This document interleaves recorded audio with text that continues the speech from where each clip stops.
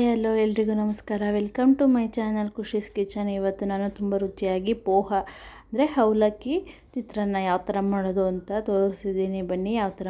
ಫಸ್ಟಿಗೆ ನಾನು ಅವಲಕ್ಕಿನ ಒಂದೆರಡು ಕಪ್ಪಷ್ಟು ಅವಲಕ್ಕಿ ತೊಗೊಂಡಿದ್ದೀನಿ. ಇದನ್ನು ಫಸ್ಟಿಗೆ ನಾವು ನೀರಲ್ಲಿ ವಾಶ್ ಮಾಡ್ಕೋಬೇಕು.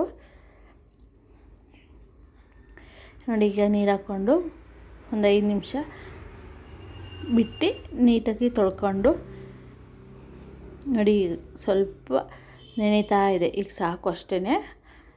ಒಂದು 5 ನಿಮಿಷ ಫಸ್ಟಿಗೆ ನೀರಾಗಿಬಿಟ್ಟು ಆಮೇಲೆ ತೊಳೆದು ಈಗ ನೀರನ್ನ ಸೋರ್ಸ್ಕೊಂಡು ಇಟ್ಕೋಬೇಕು.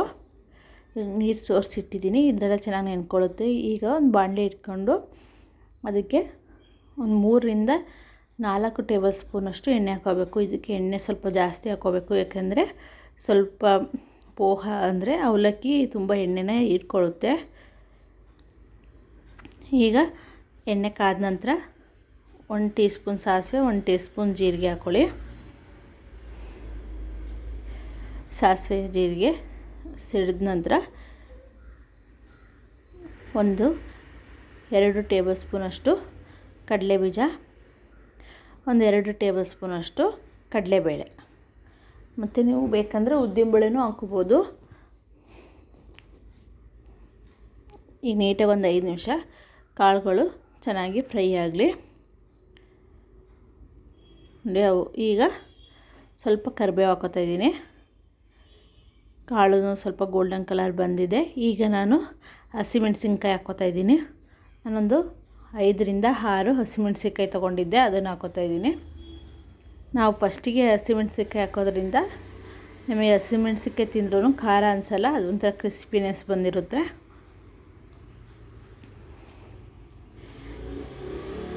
ಈಗ ನೀಟಾಗಿ ಹಸಿಮೆಣ್ಸಿನ್ಕಾಯಿ ಒಂದು 5 ನಿಮಿಷ ಚೆನ್ನಾಗಿ ಫ್ರೈ ಆಗ್ಲಿಕ್ಕೆ ಬಿಡಿ.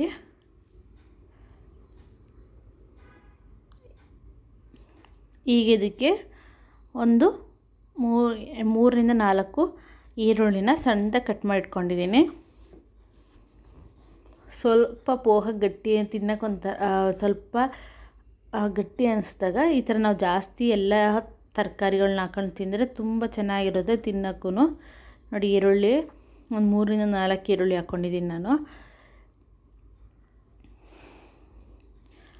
ಈಗ ಇದಕ್ಕೆ ನಾನು 2 ಟೊಮೊಟೊ ಹಣ್ಣನ್ನ ಸಣ್ಣಕ್ಕೆ ಹೆಚ್ಚಿಟ್ಕೊಂಡಿದ್ದೀನಿ, ಅದನ್ನು ಹಾಕ್ಕೋತಾ ಇದ್ದೀನಿ.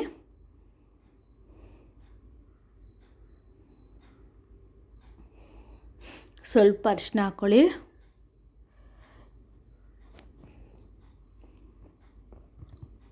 ಐದು ನಿಮಿಷ ಅಷ್ಟನ್ನ ಚೆನ್ನಾಗಿ ಮಿಕ್ಸ್ ಮಾಡಿ, ಈಗ ನಾನು ಹೇಳಿದ್ನಲ್ಲ ಟೊಮೊಟೊ ಹಣ್ಣು ಸಣ್ಣಕ್ಕೆ ಹೆಚ್ಚಿಟ್ಕೊಂಡಿದ್ದೆ, ಅದನ್ನು ಹಾಕೋತಾ ಇದ್ದೀನಿ.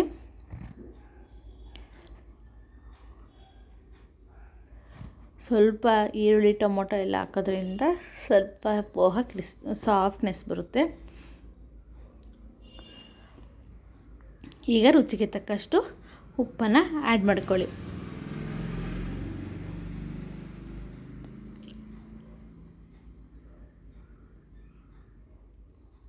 ನೀಟಾಗಿ ಮಿಕ್ಸ್ ಮಾಡಿ, ಈಗ ನಾವು ನೆನೆಸಿಟ್ಕೊಂಡಿದ್ದಂತಹ ಅವಲಕ್ಕಿನ ಇದರೊಳಗಡೆ ಹಾಕಿ ಮಿಕ್ಸ್ ಮಾಡ್ಕೊಳ್ಳೋದು. ನೋಡಿ, ನೀರೆಲ್ಲ ಚೆನ್ನಾಗಿ ಸೋರಿ ಎಷ್ಟು ಚೆನ್ನಾಗಿ ಅನ್ನದ ಥರನೇ ಬಂದಿರುತ್ತೆ, ರೈಸ್ ಥರನೇ ತುಂಬ ಉದುರಾಗಿ ಬರುತ್ತೆ. ನೋಡಿ, ಸ್ವಲ್ಪ ಒಂದು 5 ನಿಮಿಷ ಬಿಡ, ಒಂದು 2 ನಿಮಿಷ ತೊಳೆದು ನೀರನ್ನ ಸೋರಿಸಿಟ್ಟರೆ ಸಾಕು, ಅದನ್ನೇ ಒಂದು ಸ್ವಲ್ಪ ಸಾಫ್ಟ್ ಆಗಿಬಿಡುತ್ತೆ. ಅದೇ ನೀಟಾಗಿ ಮಿಕ್ಸ್ ಮಾಡಿಕೊಂಡು, ಈಗ ನಾನು ಒಂದು ಫುಲ್ಲು ಅಂದರೆ ಒಂದು ಕಾಯಲ್ಲಿ 1 ಭಾಗ ಫುಲ್ ತೊಗೊಂಡಿದ್ದೀನಿ ಕಾಯಿ ತುರಿ ಜಾಸ್ತಿ ಹಾಕಿದ್ರೆ ಸ್ವಲ್ಪ ಸಾಫ್ಟಾಗಿರುತ್ತೆ ಪೋಹ.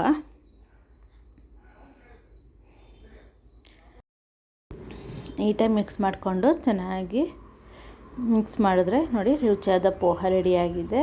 ಒಂದ್ಸತಿ ಟ್ರೈ ಮಾಡಿ ನೋಡಿ, ತುಂಬ ಚೆನ್ನಾಗಿರುತ್ತೆ, ತುಂಬ ಸಾಫ್ಟಾಗೂ ಇರುತ್ತೆ, ತಿನ್ನೋಕ್ಕೂ ತುಂಬ ರುಚಿಯಾಗಿ ಬರುತ್ತೆ. ಇನ್ನೂ ಯಾರನ್ನ ಚಾನಲ್ನ ಸಬ್ಸ್ಕ್ರೈಬ್ ಮಾಡಿಲ್ಲ ಅಂದರೆ ಪ್ಲೀಸ್ ಸಬ್ಸ್ಕ್ರೈಬ್ ಮಾಡಿ, ಲೈಕ್ ಮಾಡಿ, ಶೇರ್ ಮಾಡಿ, ಕಮೆಂಟ್ ಮಾಡಿ, ಹಾಗೂ ಬೆಲ್ ಐಕಾನ್ನ ಪ್ರೆಸ್ ಮಾಡಿ. Thank you.